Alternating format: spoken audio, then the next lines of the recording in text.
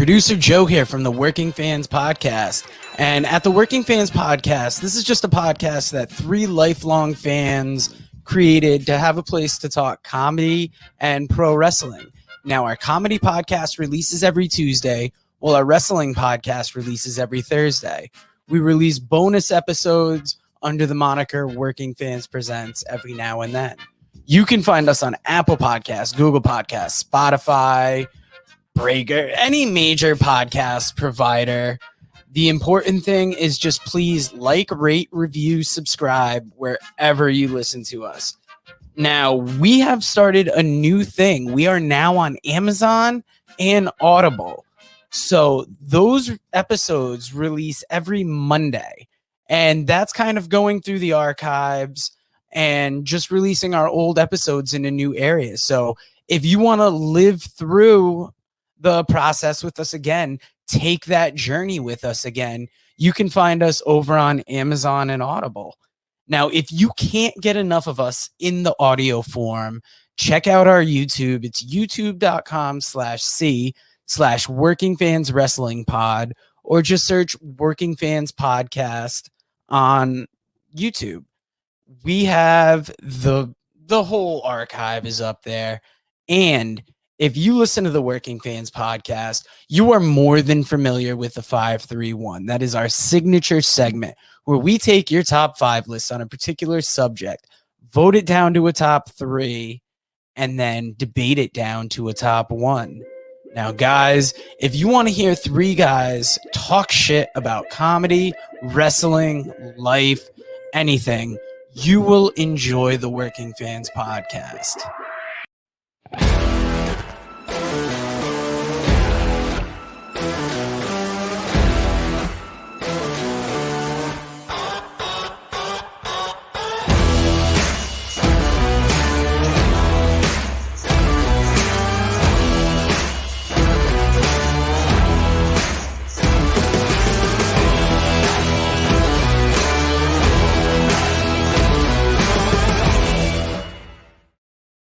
All right, everybody, it's the Working Fans Podcast with the man they call Dave and AJ Strange Brew. And today we're talking worst ideas from Vince McMahon. Now, I want to point this out. It's kind of interesting. I was thinking about this afterwards. Like, Vince has had a lot of notorious bad ideas, right? But, like... Yeah, but he had WrestleMania. Yeah, he had WrestleMania. Like, I mean, what the fuck? You know? Like, I guess it's like... It's not like we really do celebrate this man's good ideas, too. But, I mean... I don't know. Besides Mania, though, I mean, it's kind of funny when you look at it, right? Because was the Attitude Era really his idea? No. Was Hogan his idea? That's kind of like Hogan was doing that by himself in AWA. He was smart enough to run with it. He doesn't even get the Royal Rumble. The Royal Rumble is Pat Patterson. Yeah, she said it was stupid, I think. Yeah. I think he told Dick Ebersol, Pat, tell him you're stupid. That'll never work. So, maybe Saturday night's main event? That might, I don't know. I'm sure he does, but he definitely had WrestleMania, so we can't. And he had the idea of taking things national. So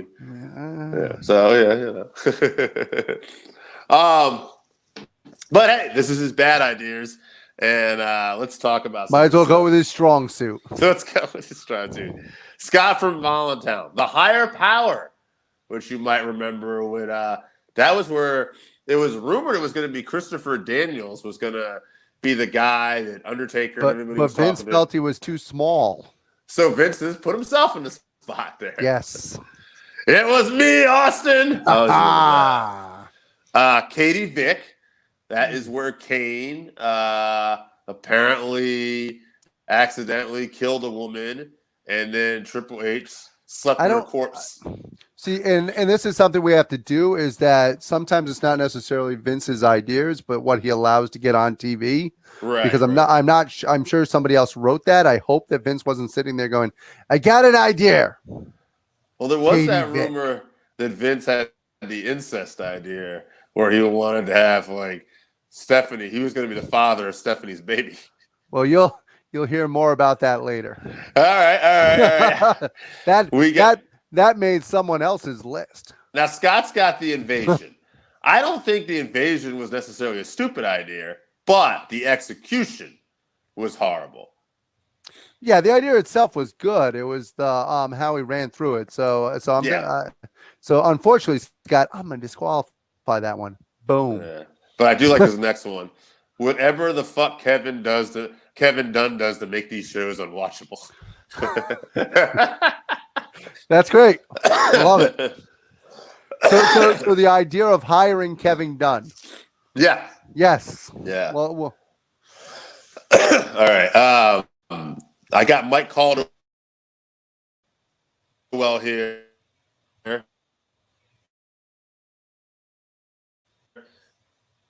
He's got Dr. Isaac Yankum.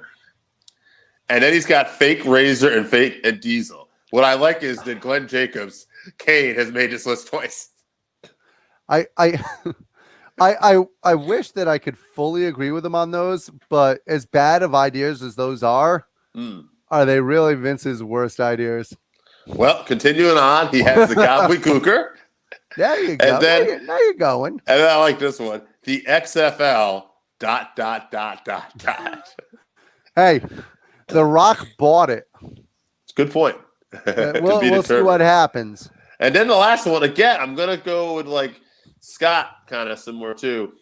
He has the buying of WCW. I'm not going to say that was a bad idea, but the execution was rather poor. The buying is fantastic because the buying gives you all of the footage, and for what they paid for it, what they ended up paying was barely even anything in the drop. Business wise, it was such a smart fucking. And they get that whole library of 20 years of freaking wrestling, for Christ's sakes. I mean, yeah, it's funny. I can't fault them for that. And as a fan, I remember like when WCW got bought out. Initially, I was kind of happy it was WWE. I'm like, oh, we're gonna get all these dream matches. Oh man, this is gonna be so great. But that's not what happened, was it? Yeah, we didn't get any of those dream matches because anybody who those dream matches would be involved with usually waited out their contract. Yeah. And at that time, they had already pissed through the angle. Yeah, because Vince would have offered them about 10% of what they were actually making on those WCW contracts. Jesse from New Hampshire. He's got Katie Vick. He's got Crown Jewel, morally. He also has not running a pay-per-view in New Hampshire. He's got Hell in a Cell pay-per-view every year instead of making the match itself special. Absolutely. I think you're going to like this one. Screwing Brett. Oh, yes. I mean, I'm not going to get into his personal life with Brett. With what they did between the two of them is not my business. I'm not judging men. Okay, Jesse's got a cold-blooded one right here. You're going to appreciate this. Oh, no. Owen Hart's weak-ass harness. Oh, Jesse. I knew where the sad part is I knew where he was going before you told me. and by the way, I absolutely love that one. Jake Rule, ECW brand after the success of One Night Stand. Again, I think that's more the execution, but you know what? I mean, unfortunately. I like that other fans are actually calling out the Jake Rule. Yeah. That's nice. It's actually caught on to call it the Jake Rule. That's fantastic. Yeah, absolutely. No, this is good stuff. I got Mike Flynn on the list here. Okay, again, it's interesting. Invasion angle. But Mike does add, it's still incredible how badly he botched a layup. It should have been easy. The higher power angle makes it again. Absolutely. Letting Kevin Nash and Scott Hall leave for WCW. It's an interesting one. Katie Vick, again, makes the list. And although, in fairness, when they left at separate times. They did not actually leave together holding hands. That's just true. No one thinks they left together holding hands. And the limo explosion. I remember that one. Yeah. The death, yes. The death of Vince. Which happened to coincide with the death of Chris Benoit's family. It did, right? Yeah, that's why we had to bring him back.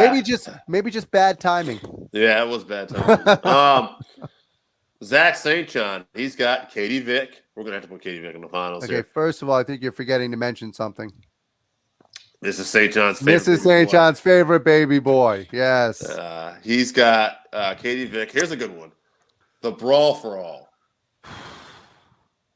If that doesn't make any other list, I'm very disappointed. I don't think it does. Fake Diesel and Razor. WBF. Nice. Unsuccessful invasion angle. At least he did call it the unsuccessful invasion angle. I'm going to say that that Brawl for All is a good one because Brawl for All is a great one. Right, ruin the career of Dr. Death Steve Williams. Yeah. You got to you had legit people. First of all, there were no actual real rules to it, other than the fact that you put them in oversized boxing gloves, wrestlers into boxing gloves. Right. And you didn't. First of all, it's supposed to be a Brawl for All, so it should have been more of an MMA style where they were actually able to do all the above. And if you are going to allow that, you don't put them in boxing gloves where you can't grab each other. That's fair point. Now I'm going to give you my list next. I got Fake Diesel and Razor either because I remember I was actually wondering what the hell was going on. I thought that was a great angle and really got over that heel Jim Ross. Jim Ross was great. I actually did like it. I like heel Jim Ross because it's more like his actual real personality. It was actually his real personality. He came out like shitting on Vince McMahon and like they put me in a toga. You got to look good in a toga, JR. Still remember that. Now that we've been able to listen to his podcast, we see that wasn't heel Jim Ross. That was actually just Jim Ross. Jim Ross being Jim Ross, man. I left a great job for the NFL Atlanta Falcons to wear a stupid toga. I used to love it when he did announce it. He'd call out Vince. This was not far from the truth. He's like, Vince wouldn't know that move. He'd just go, ha, ha, ha, oh my, what a move. What a move. Oh, my God. WBF, I had that as well. Here's one, Gobbledygooker. Now, this isn't really Vince's idea, but he okayed it, so I'm going to put it down. The Trucity, the Ultimate Warrior's way of life. Whatever that nonsense bullshit was. The Trucity. Okay, I think that if you're going to put down that, you might as well just put the Ultimate Warrior, period. Hey, he made a lot of money with Warrior, so whatever. I'm not going to.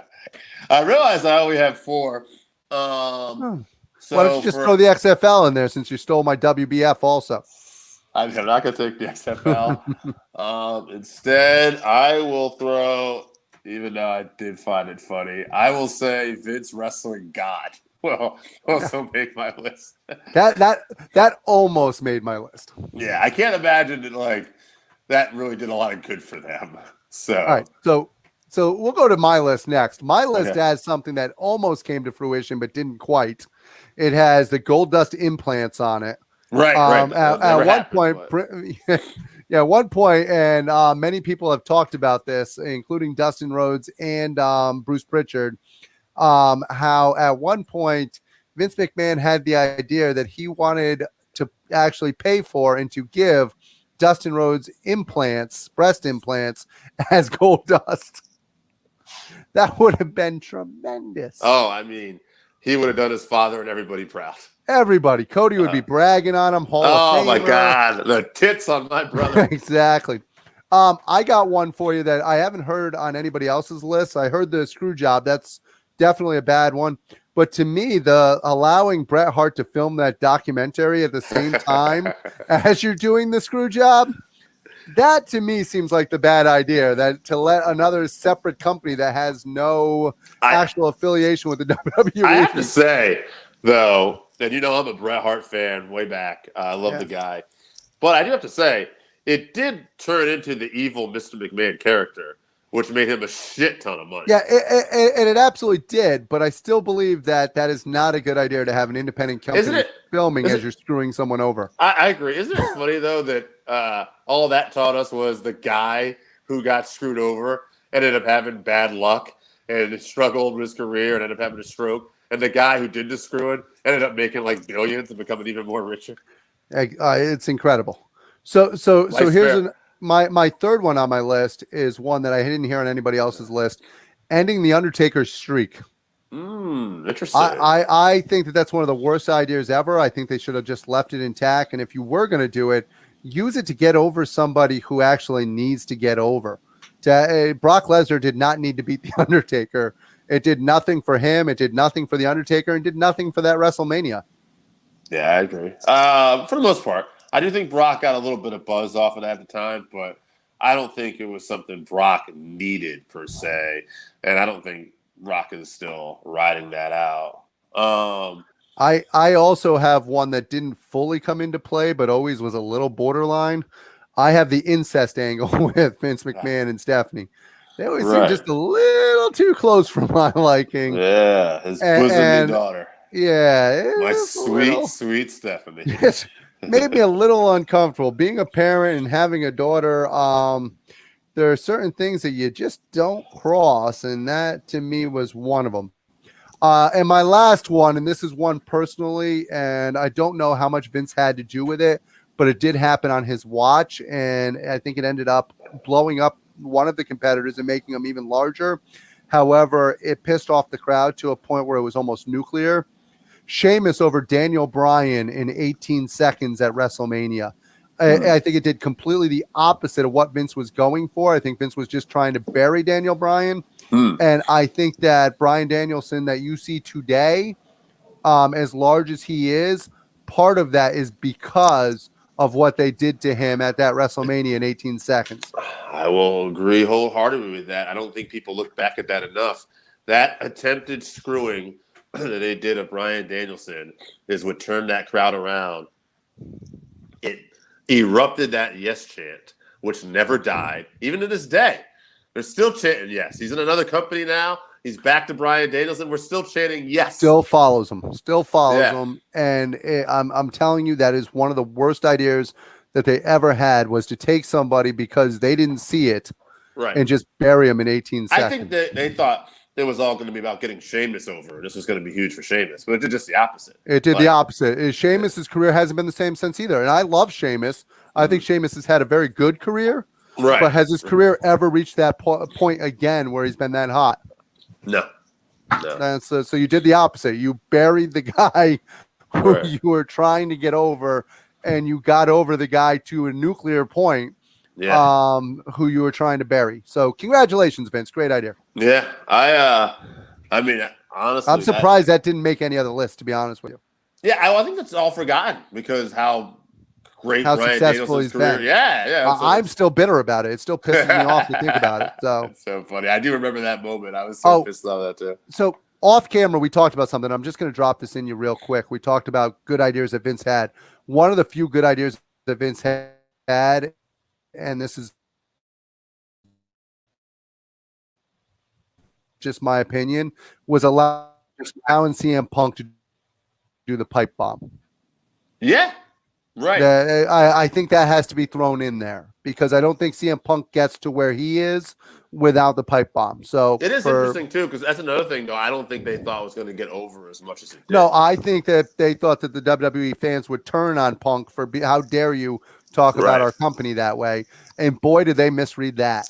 This is also when Vince thought he was giving a babyface promo when he said Brett screwed Brett. Yes. I thought everybody was going to rally behind him and everything like that. Yeah. So even though it might not have been a great thought that he was having, it ended up being a great thought. So I just wanted to mention that. I think Vince, do have to give him credit. He's had some bad ideas where he has turned it around. Sometimes it's in spite of himself. The Attitude Era was in spite of himself. The Attitude Era, he hated ECW. He hated that style of wrestling. He thought it was straight garbage. And he only started to do it because he wanted to beat in the ratings. Exactly. He threw his hands up and said, it was basically, okay, well, whatever. We'll try it. It wasn't him going, yeah, that's a good idea. We have to have Katie Vick in the finals because I think it made everybody else's lists but ours. Yeah. So Katie will be there. Yeah.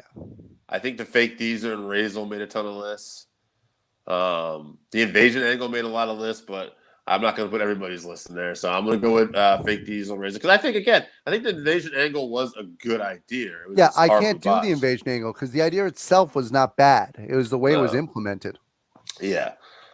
Fake Diesel and fake Razor is clearly a bad idea. Yeah. I'm going to throw it out there. Even though it was only Zach, I'm going to give it to Zach. I'm going to say Brawl for All needs to be in that final three. I was pissed that I didn't put the Brawl for All when Zach said that.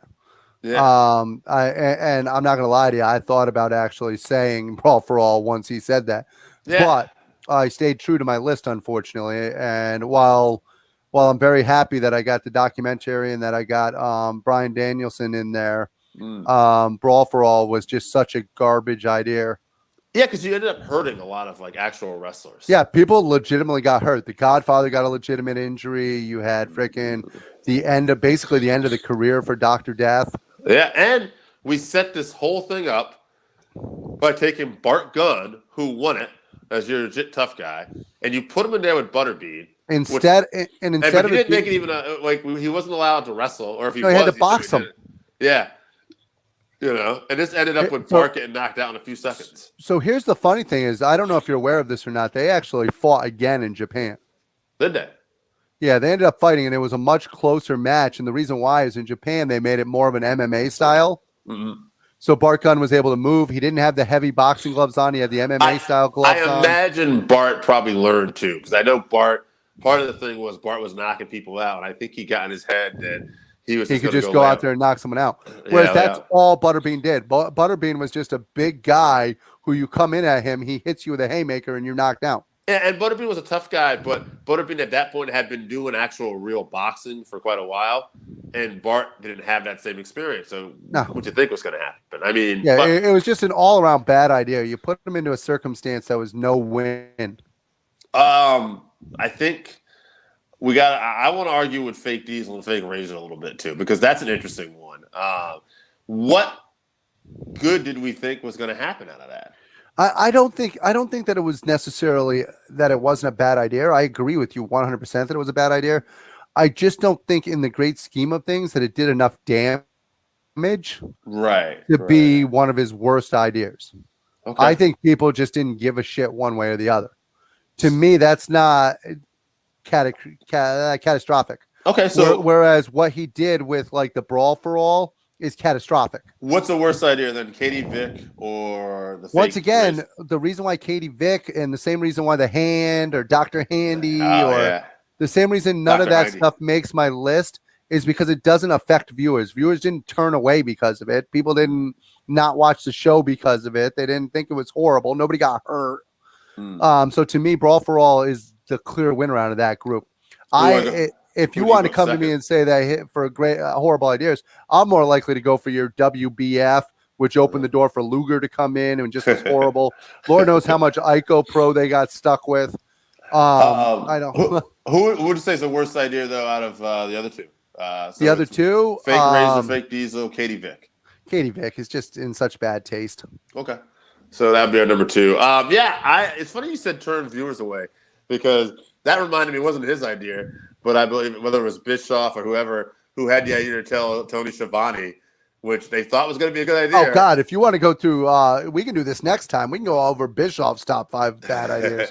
Because he gets credit for the NWO, and he gets credit for Hogan coming in. But he's got a shitload of bad ideas.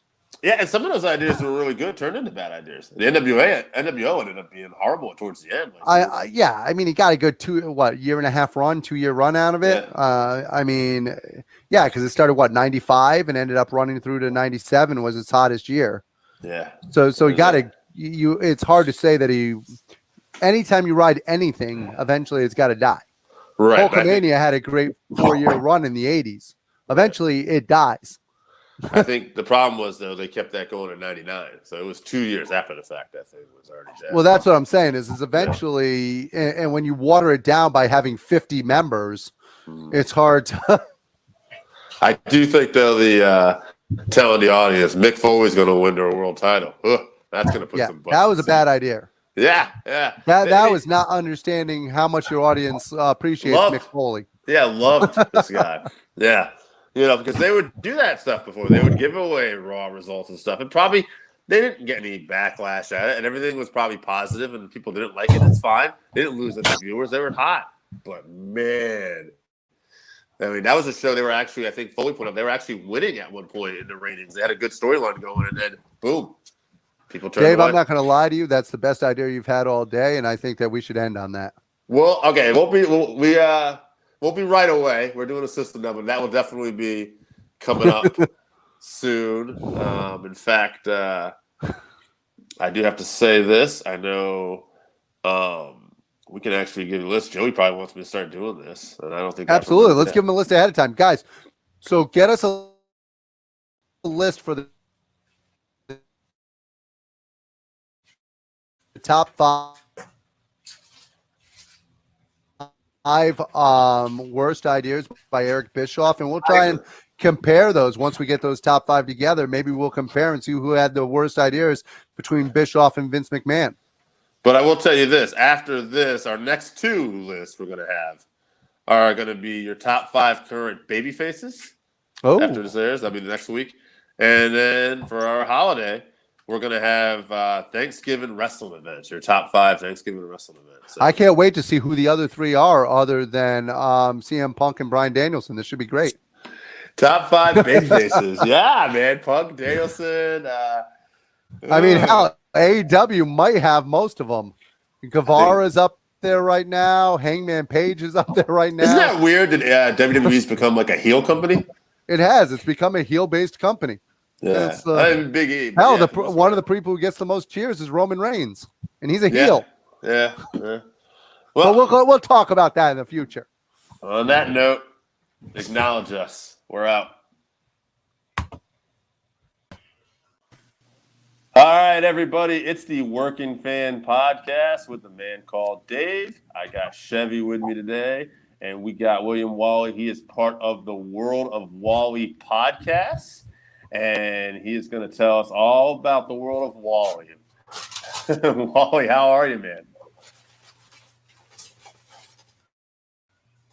Man, I'm fantastic. I'm glad you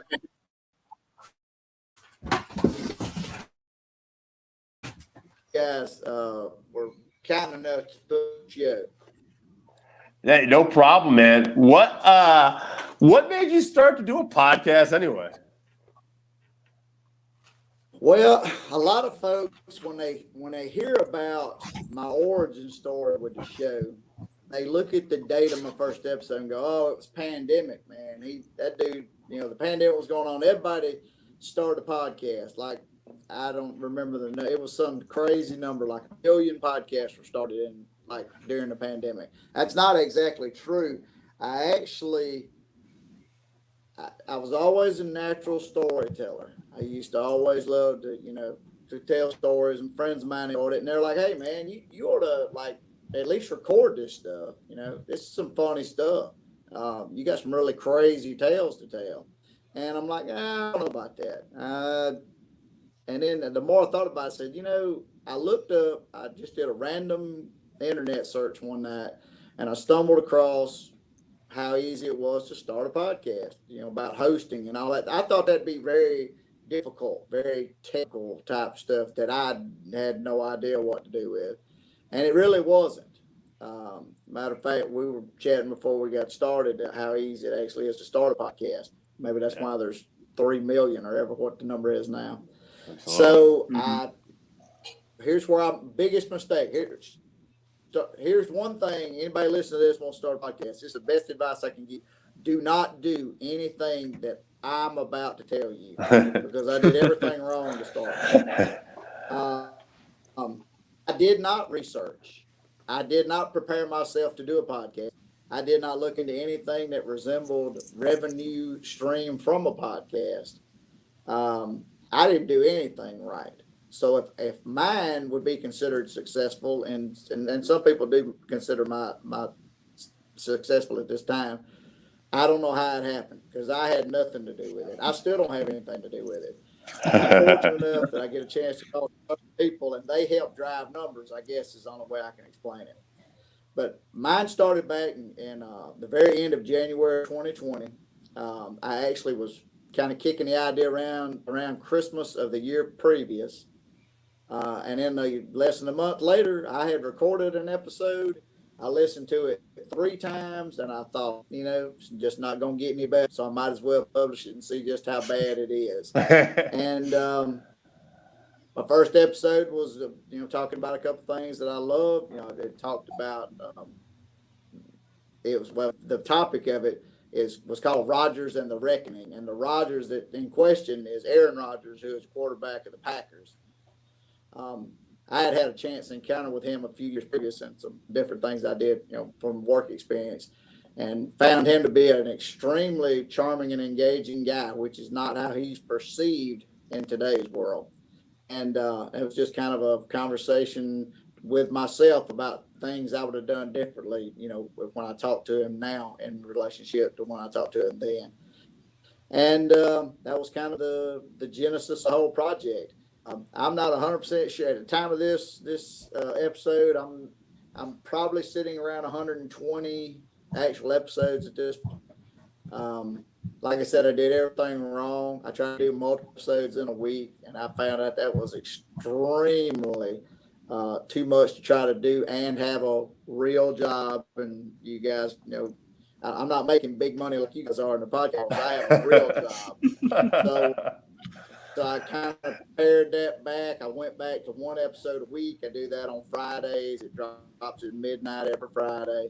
And that I kind of found my niche at that point. That was kind of a really good space to work in. And, everything that I wanted to start the podcast doing, storytelling and crazy stuff that happened in my life or people I come in contact with. After, 20 or 25 or so episodes, that kind of all changed. I was introduced to a guy named Stephen Joyner, who's a publicist. He's based out of LA. He's in Missouri now. And he, along with some other just chance, connections that I made, it turned into more of an interview style. And I hate to use that word interview. Interview is a really stupid word. Conversation. I like to use conversation. I have conversations with the people. I let them do a lot of the talking because I don't have a face for television, and the more I listen to myself talk, I realize I don't have a voice for radio. Well, I'm curious, man. You're such a good That's kind of where we're at right now. I mean, just grinding along. Well, Walley, you're such a good storyteller. I'm curious. Where did that come from? A lot of friends told me that, and listen, I've had some crazy stuff go on. I mean, I've been in the middle of a lot of stuff that I tell people all the time. I've probably gone through enough in my earlier years that should have killed me. I'm fortunate to be alive in a lot of situations. And then I've been really fortunate. I've had some vocational opportunities that have put me in places that, most folks don't get to go. I know there was a stretch of almost a decade where I actually worked in event staffing and management where we did like sporting events, different venues, college football, wrestling motions, IndyCar, NASCAR, all that kind of stuff, beach concerts, that kind of stuff. Off and on, I spent about 14 years as a correctional officer. So I got plenty of stories coming from that also. And those were the kind of things that I would tell people, and they go, "You're lying. There's no way that's true." And I said, I was there. I promise you it was true. Mm-hmm. And then I mix in some of that when I get an opportunity to. But like I said, it's kind of morphed at this point to, more of just conversations with people more interested than I am. So. So what did you think you wanted to do when you were growing up, man? I'm kind of curious. Did you have some kind of dream that you were going to do something else, or did you always picture yourself maybe in radio, which would have probably been what, was before podcasts? Right? Well, I'm not going to say I was a guy that looked for the spotlight because I know as a younger kid, I was extremely shy. I did play athletics. That was kind of my venture into the what I call the real world.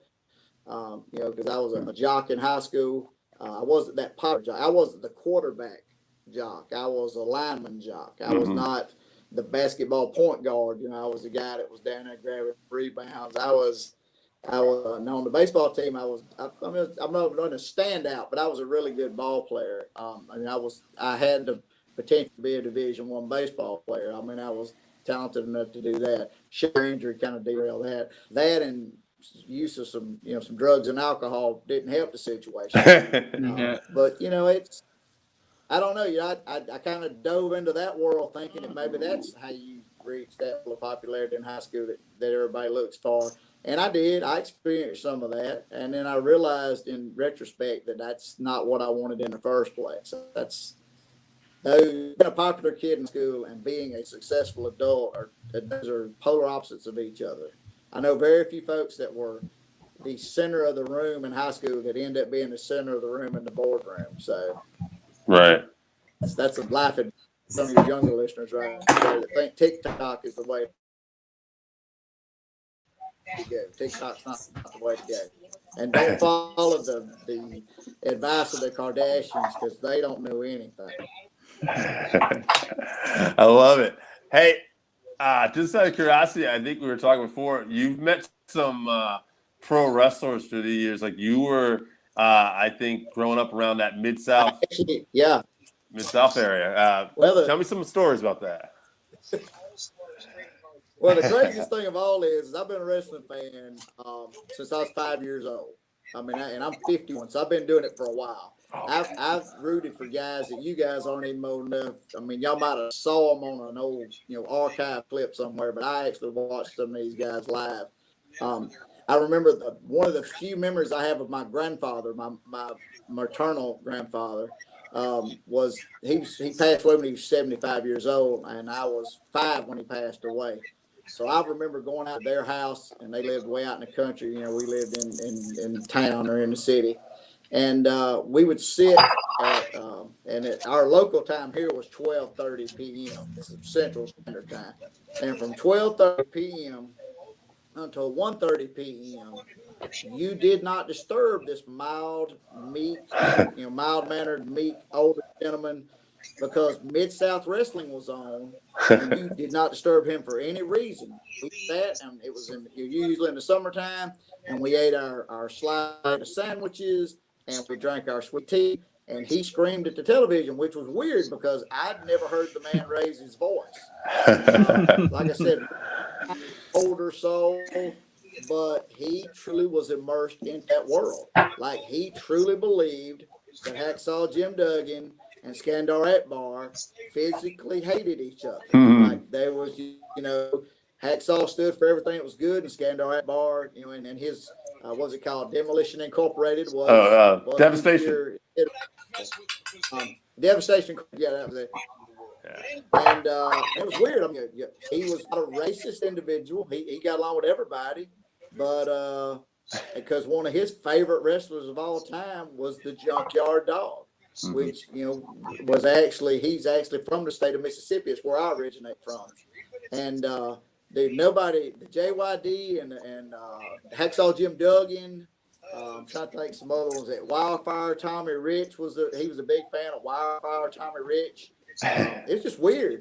Ted DiBiase, look, that was one of the only really bad guys that he actually rooted for was Ted DiBiase.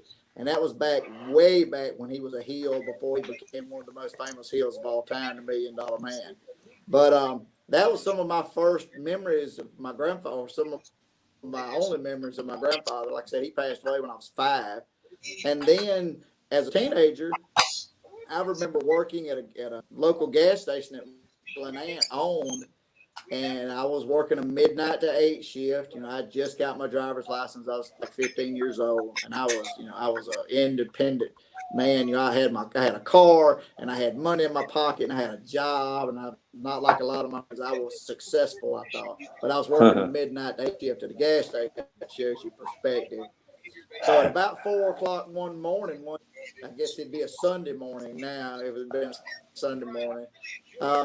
I see this big black limousine pull up. About 8 guys come rolling out of it. And initially I didn't recognize them until I saw Skatbar, which was still in his garb. I might have still the headdress and everything. And I said, oh my God, I know who that dude is. Well, then as they started pouring out of the vehicle, I noticed it was Skandar Akbar. I noticed it was Ted DiBiase. I noticed it was Junkyard Dog and Hacksaw Jim Duggan. They were all piling out of the same vehicle. Now that was long before I knew anything about kayfabe. I didn't know what kayfabe was back then. I didn't really care at that point. But And that would have been what Bill Watts had been Mid-South, had been the Bill Watts year. And I know I was telling a story on another show not long ago, and some guys out of Memphis, and they said, "Man, I can't believe that happened." Bill Watts was big on kayfabe, and I said, "Yeah, looking back at it, he probably was. He probably didn't know that was happening." Right. But, at that time, that was his biggest star in that time period, because that would have been the middle '80s. That'd been like 84, 85, 86, somewhere in there. So, I mean, that was his big stars, and they were all riding together, and they had just hated each other less than a mile away at the local high school. Right. Anyway, it's so wild. That's kind of my memories of wrestling. And then I'm fortunate enough, like I worked in event management, and I worked for out of Alabama, so I got a chance to work in venues like the BJC, the Birmingham Jefferson County Civic Center, Mobile Civic Center in Mobile, Alabama, places like that they host wrestling regularly. And I had the opportunity to run into guys like Brian Adams, John Cena, The Big Show. Trying to think of some other ones that I literally ran into John Cena and The Big Show at two separate events. He was actually coming out, like he was making his way out to the actual runway, and I'm backstage with an issue. They're radioing me, and I'm coming through the backstage, and as I'm cutting across in front of him, they're trying to get a camera angle on him. And I'm trying to avoid him. And we make contact with each other. And as we turn to look at each other, I realized two things at that point. One, John Cena is a large individual. He is a really solid being. And two, he is extremely short, but a tall person. I'm at right around 6 foot. And I was looking him eye to eye. Now, saying that, and I'm a pretty big guy, there's no way I at any point. I don't care. They can call it anything they want, but if that big man wrapped his arms around me, he would have squeezed the life from my body. So I understood that. And that's one instance I had where I had a closer than I wanted to experience with a wrestler. And about 6 or 8 months later, the promotion came back through Mobile, coming off the East Coast. And I was helping out. I actually was based out of a venue in Mississippi, but they were shorthanded, so I went down to help them get the event done. And he had me running the entire backstage at that point, which means I had about 20 guys I was having to keep up with. So I'm scurrying around backstage, back and forth, back and forth. I get a call that there's an issue at the back door with a couple of fans trying to make their way into the venue. So I'm talking a hustle. I'm hustling through the backstage area. And as I come off of one tunnel way to another, as I take a right, I run into what at that time I thought was a wall. I literally thought I'd run into the wall because it was so dark in the backstage area. I quickly realized when I put my hand forward that the wall had hair. So I kind of backed away, and I realized at that point I had placed my hand on the chest of the largest athlete in history. That's what they say. Andre the Giant, I'm assuming he's probably the largest athlete in history. But at this point, the Big Show was actually the largest. And I remember, as I kind of pushed back away from him, he took his hand and he placed it on my shoulder. And what is he supposed to be, like 7 foot 3 inches tall or something like that? He's a huge individual. And like I said, I'm 6 foot tall. So this tree trunk reaches down across my shoulder and places his hand. I can feel the very bottom of the palm of his hand on my shoulder blade. And then I feel the tips of his fingers, what feels like halfway down my spine. It probably wasn't that far, but it felt that way. And he looks at me and in a very compassionate voice says, "Watch yourself, big man. One of us is going to get hurt." And I damaging him in any way. I don't know how I could have done that. And he laughs about it, and I laugh about it because at that point, I'm excited he's not going to eat me. And we, I go on and do my thing, and he comes on out to the stage, And after his match is over, he comes back, and I'm standing kind of offset from where their entry point, exit points at. And he gives me the old finger point and says something very sarcastic like, "Hey, you can affect the outcome. Thanks, guy." Something to that effect.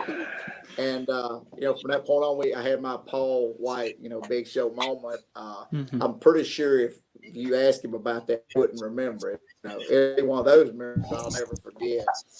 And that's from the male wrestlers, that's two of the most interactive situations I've ever had with them. Now, I did have, I was ringside assisting the removal of a fan one night in Birmingham at the BJCC, and they actually, as one wrestler was being hurled over the top rope, he landed wrong. We all know, he landed wrong. He landed off balance, and he fell off to his left, and actually fell into me and the guy that was removing the fan, which fan got involved with him at that point. Everybody thought it was part of the match, but and I'm trying that was Rey Mysterio and and Juventud Guerrero.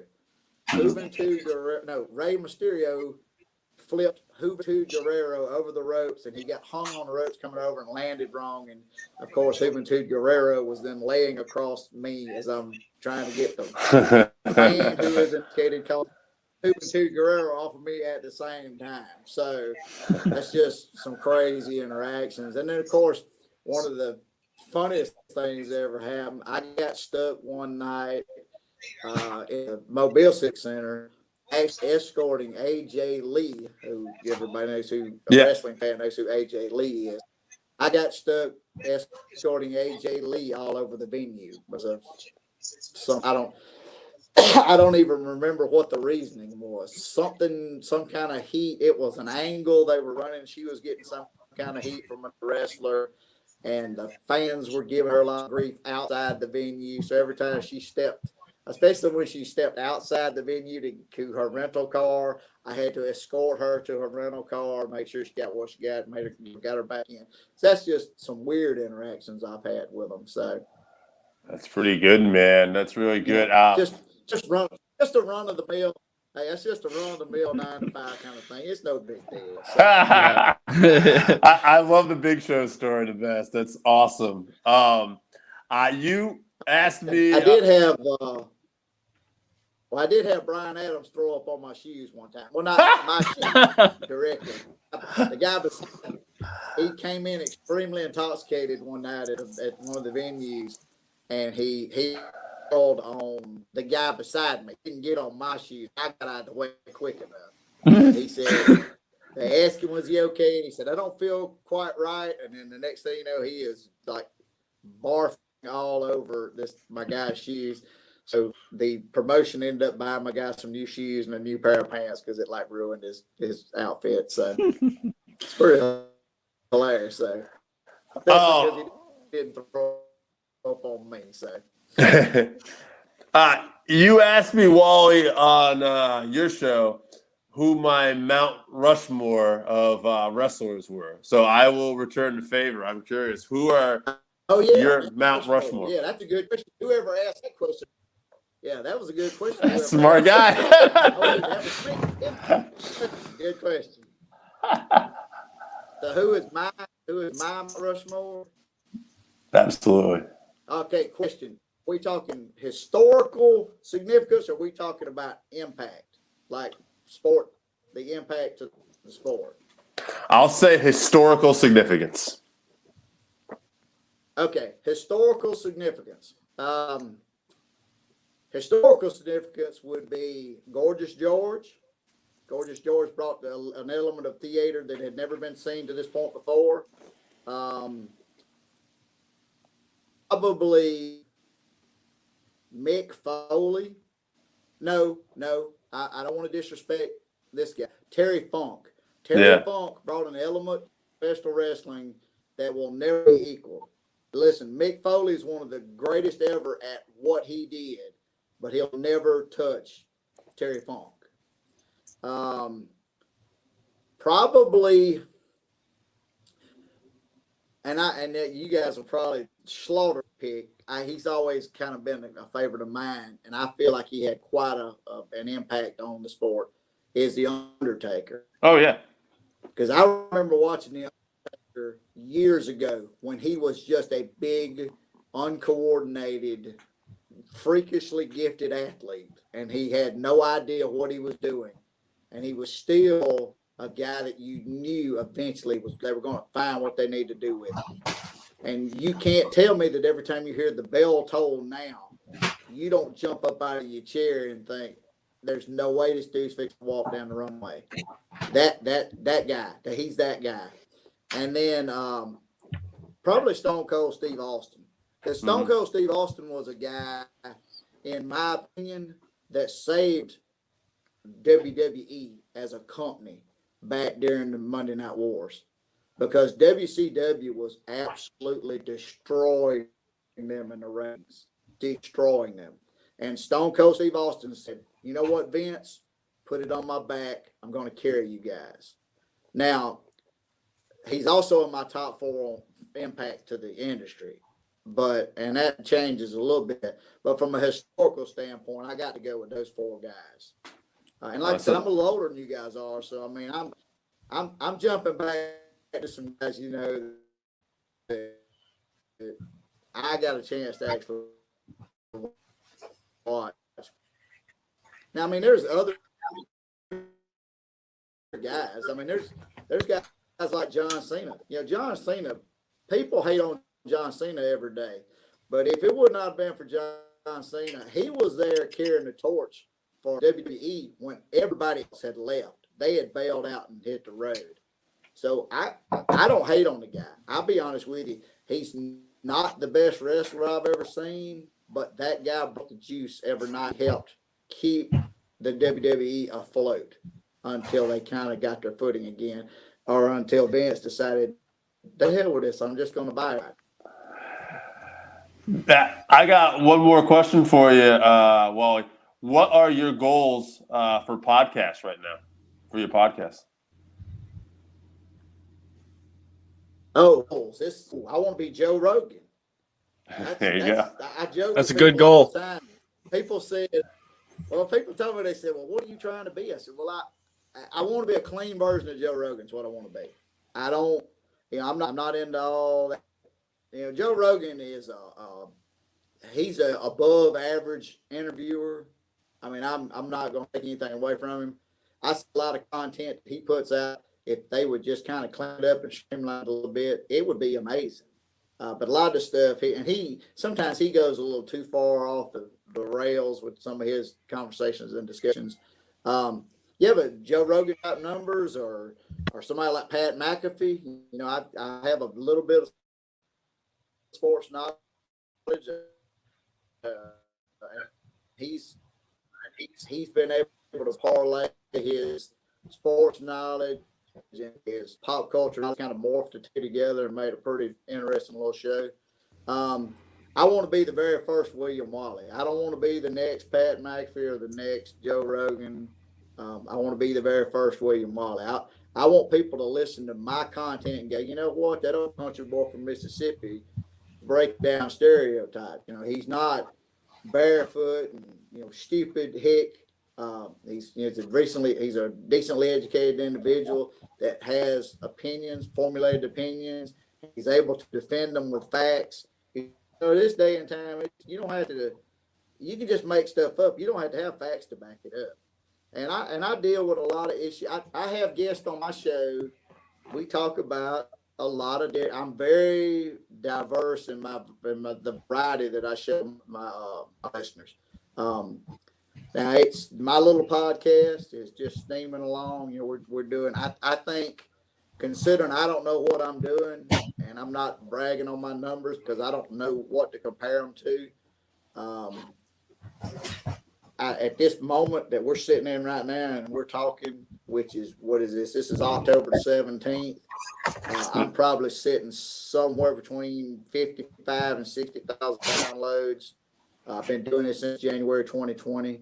I don't know if that's a good number or not. I've heard people tell me it has. I've heard people that I could do better. Hey, it's I good love to hear that. I love to have people tell me, you know what? Hey, that's pretty good. But here's what you should do. Change it. You know, we were talking about a little earlier. You know, it's easy to buy numbers. You know, you can pay people to promote you, and they'll send followers to you, and they're just hollow. Those are just hollow numbers. I don't want hollow numbers. I want real. I want Bob and Joe and Bill and Susie and everybody else that listens to my show to be invested in the show. Now, one thing it has with me, or it's made me believe in my brain that I could do more, is I'm actually working with 2 other creators. And in 22, we're going to start 2 new shows. I'm working with a young man named Kobe White, who I don't know if they're voting right now, but he is in the top 5 for best reliever in the minor leagues right now. He's actually from my area and was signed by the Tampa Bay Rays. And he's just a good kid. He's solid, one of those salt of the earth kind of kids, and he loves the game of baseball. And we're going to kind of use that backdrop. We're going to deal with what I call behind the scenes baseball issues, and we're going to go all the way back to youth sports. We're going to start at youth. I'm talking about T-ball and Little League, and work our way up to the professional level with issues that you see.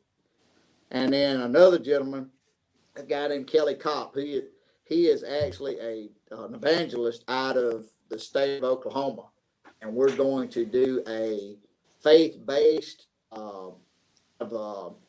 questions. You know, everybody that wants to know about God or wants to know anything about religion or faith, you know, they have questions. You know, there's a lot of confusion out there, and we're going to use that as a backdrop to where we have listeners or followers send us questions. We're going to dive into those questions and try to give them solid, reliable, you know, scripture-based answers. And he brings a pretty decent, you know, follow with him. So I look pretty successful. I look for Kobe show to also be pretty successful. And I'm just going to be I'm going to be in the back seat. I'm going to be kind of a moderator, co-host type deal. It's going to be their show, but I'm going to help with some of the production of it. And I'm going to follow you guys' lead, because we're going to put it on video. We're going to put it on audio. We're going to, you know, try to get out there everywhere we can. And so my little podcast, World of Walley, has actually turned into Walley. It's a new name. That's Walley Media Group. I feel like a professional, even if I'm not. So that's all right, man. Is there any thing else you want to promote? Social media, hit us with it, man. All right. You talking about how they can find out anything? Yes. About us? Yeah. I want to find you. Absolutely. Yeah. Easiest thing to do. We do have a Facebook page, Walley Media Group. We're also Walley Media Group on Instagram. That's the 2 main. You know, I use Facebook, and I hate because I'm an older guy. I use Facebook as a medium because a lot of older adults, some of our listener base is more familiar with Facebook, more comfortable with it. So I stick with a Facebook presence. We also do Instagram to bring in some of my younger listeners. Now, I don't dabble in all that other stuff, the Snapchat and the TikTok and all that. I've been told by a young man that's going to be coming on, helping us with some of our editing, our video editing and all, that we're going to have to do that. I said, hey, big man, what you do, because I don't know what you're talking about. The last time I TikToked was a rap song back in the late 80s. I don't know anything about all that. We're gonna be all over the place. Like I said, Instagram, Walley Media Group, and then Facebook. You know, also Walley Media Group. We have a page for that. And so we have a private page called What in the World, and that's, you know, we invite you to that. And that page is going to be used almost like a Patreon page, to where you can become a private, you know, group member, and that will open up, you know, different benefits, you know, meet and greets, Q&As, autograph material, special guest appearances by some of our guys, stuff like that. Something that. Tommy Fierro and the Inferno Kid, and I don't remember, but Tommy and Danny Tremondo always hung out together. But I want to brings a little juice, as the young folks say. We're gonna bring the juice. Bring that juice, get that squeeze. Right. And that's what that is. Yes, I'm trying to be young and hip. Old. I'm using these terms here on television. I'm bringing the juice. I heard that. So we're trying to bring the juice. So. You're doing great, man. Wally, it is good. Hey, if you guys just don't want to donate a little money to the cause, I might jump in the ring and y'all can, I can put some of that Brazilian to you guys. Talk some of that on y'all. So, I won't. I got a buddy of mine that knows how. I'll be the referee. That sounds good, man. Wally, it's been a pleasure, man. Thank you for doing the show. Great talking to you, Wally. Yeah, have you again. Thank you, Wally. Yeah, I'm sorry he didn't give you a chance to talk, man. I really enjoyed our conversation you and I had earlier. Yeah. I know how it is. He's trying to. You have to check out the World of Wally to get me. That's right. Hey. Boom. Whatever you do, don't let him put a lid over your bushel barrel over your light, man. Shine. That's good advice. I'll keep that in mind. Thank you. He took the head